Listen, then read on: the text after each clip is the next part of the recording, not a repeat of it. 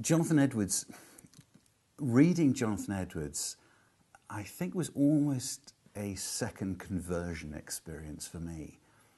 And what happened was I was reading his Religious Affections, and there's a moment in there where he describes the hypocrite.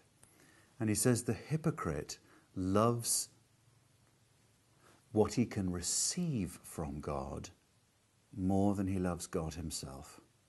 And with that I thought, you've got me. That's exactly, really that's the shape of the gospel I had. It's all about getting something from God rather than getting God himself.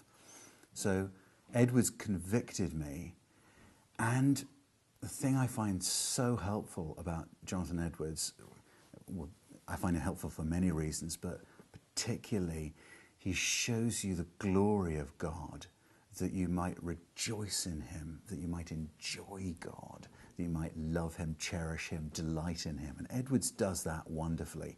He was born in 1703 in New England, which was a colony in America. This is before independence. So he was a British theologian. And he was a pastor for most of his life up the Connecticut Valley. He was a real polymath with writings about almost every aspect of creation, theology, scientific endeavors. He was a broad-minded, well-read man. I think if there's one thing I would recommend reading first that's not too intimidating, if it's not the Religious Affections, would be a work that again flowed out of his experience. He'd been involved with a couple of major revivals in Northampton where he was pastoring. And he wrote a book about revival called A Divine and Supernatural Light. And as he describes this divine and supernatural light, you get a sense of the glory of the gospel as Edwards conceives it.